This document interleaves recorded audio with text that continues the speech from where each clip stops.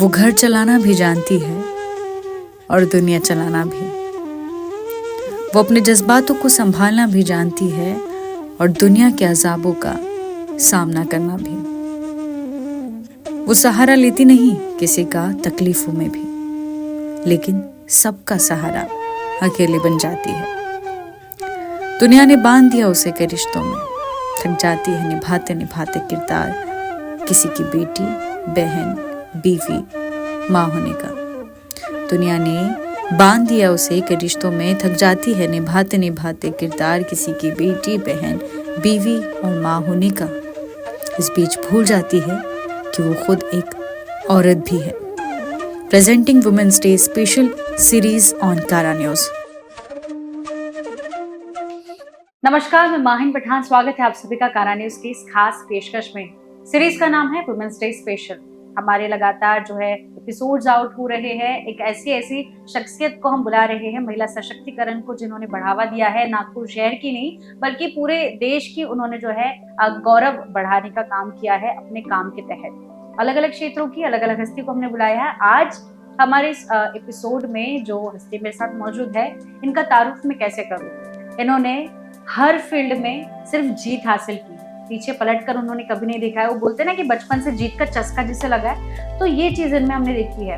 इन्होंने शुरुआत की सोशल वर्क से, फिर उसके बाद उन्होंने आर्ट बसेरा एक ऐसा इंस्टीट्यूशन शुरू किया जिसमें लोग अपनी कला प्रदर्शित करते आए और अपने हुनर को वो जीने लगे। उसके बाद कोविड आया जिसमें कई लोगों की जिंदगियां बदली है, कई लोगों के जीवन पर उसने नेगेटिव जो है प्रभाव डाला, लेकिन किसी के लिए लाइफ चेंजिंग पॉइंट भी रहा।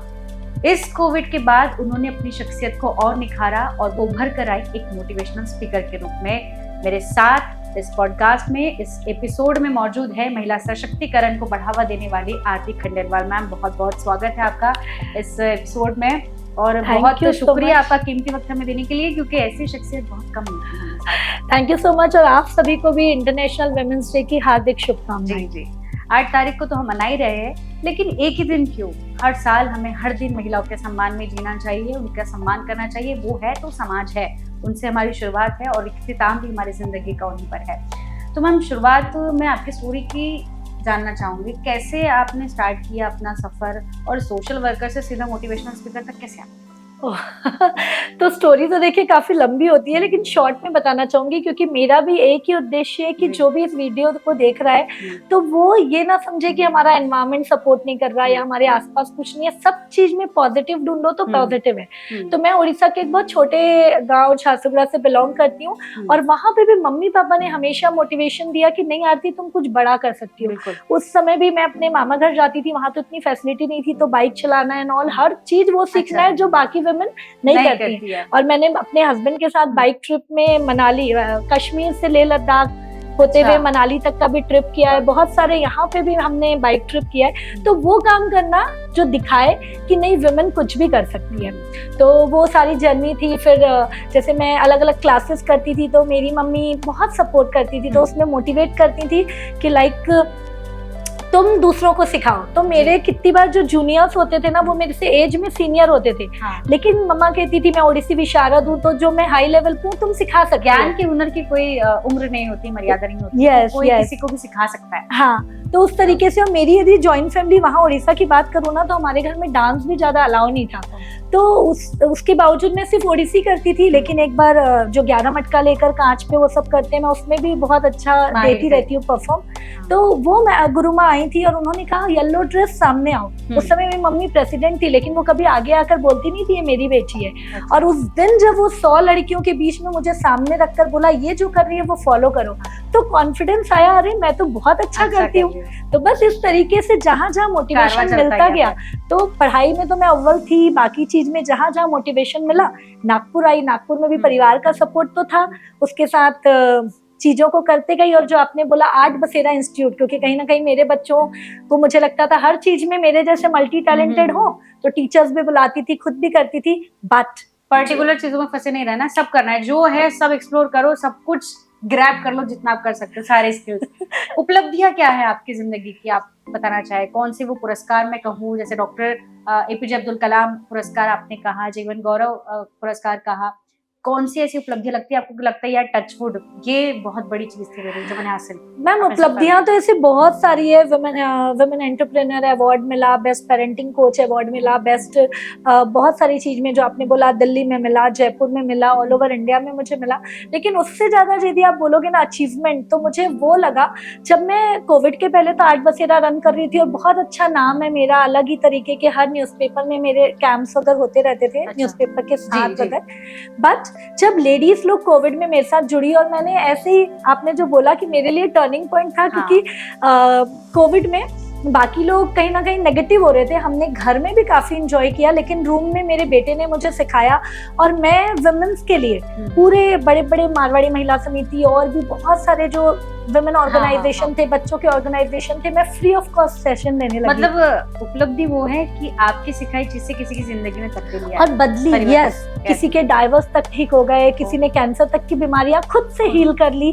तो जब वो चीज होने लगा ना, जिससे मैं लोगों को बता सकी कि तुम भी कर सकते हो, तुम में वो पावर है, तो आज तक वो जो मुझे दुआएं देते हैं ना, वो मेरे लिए उपलब्धि है। बहुत बड़ी बात है ये कि सब चीजों, ये चीज सबसे ऊपर है। बिल्कुल। तो यही शायद आप सक्सेस का हम कह सकते हैं कि सीक्रेट है कि लोगों की दुआओं से आप जो है आगे बढ़ते जा रहे हो और इस मुकाम पे है कि बुलंदियों को छू रहे हैं। हम भी दुआ करेंगे कि आप ऐसी बुलंदियों को छूते रहे और हमारे नागपुर शहर का नाम बहुत रोशन करें।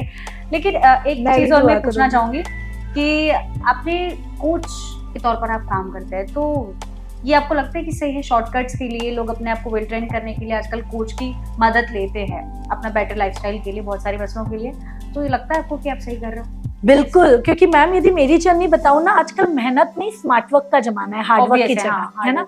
तो मेरी जर्नी यदि बताऊं तो पहले मैं स्ट्रगल ये भी कर रही, वो भी कर रही, लेकिन कोविड में जब मैंने खुद कुछ मेंटर्स रखे और कुछ सीक्रेट्स जाने, तो मैंने 11 दिन के अंदर first India Asia world record बनाया और 40 दिन के अंदर 4 इंडिया एशिया वर्ल्ड रिकॉर्ड बनाया।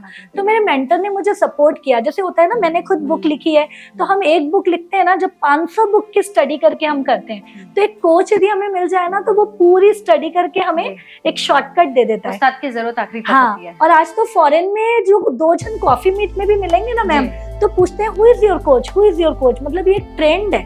और आज कहीं ना कहीं कोच रख के मैं अपने मेंटर से शॉर्टकट जान रही हूँ कि कैसे उन लोगों ने जो नेगेटिव किया वो नहीं करना है और पॉजिटिवली आगे बढ़ना है। अच्छा। और सेम मैं अपने लोगों को दे रही हूँ। तो घर में बैठी महिलाएं चाहे काम कर रही हैं, हर किसी के पास आज समय कम है और कम समय में बम कैसे करना है, तो वो चीज हमें कोच बहुत अच्छा, गुरु जो हम पहले उसे गुरु कहा करते थे, अब आज वो कोच में तब्दील हो गया है।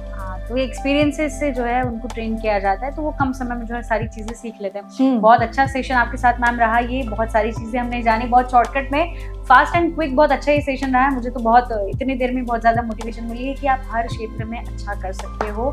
आपको बस अपना मनोबल कायम रखना है और बड़ों के मार्गदर्शन में करना है। कोच की जरूरत है तो उसी हिसाब से, और किसी भी तरीके से पर्टिकुलर एक चीज में बंद के नहीं रहना है। आप में बहुत कैपेबिलिटी है, अपने कैलिबर को पहचानिए और बिल्कुल जैसे आज के दौर में नारी शक्ति हर जगह कमाल करे, ऐसे करते रहना है।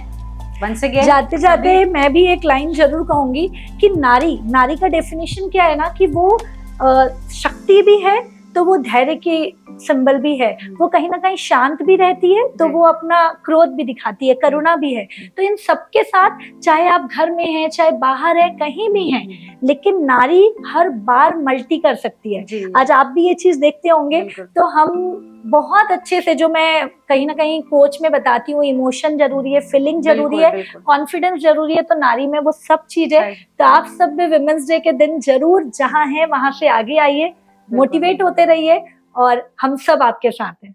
इस दिन नया प्रण लीजिए कि अपनी जिंदगी मुझे बदलनी है।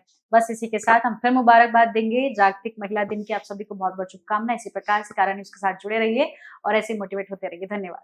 Thank you so much. वो घर चलाना भी जानती है और दुनिया चलाना भी।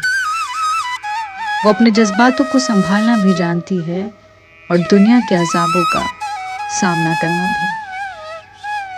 वो सहारा लेती नहीं किसी का तकलीफों में भी, लेकिन सबका सहारा अकेले बन जाती है। दुनिया ने बांध दिया उसे के रिश्तों में, थक जाती है निभाते निभाते किरदार किसी की बेटी, बहन, बीवी, माँ होने का।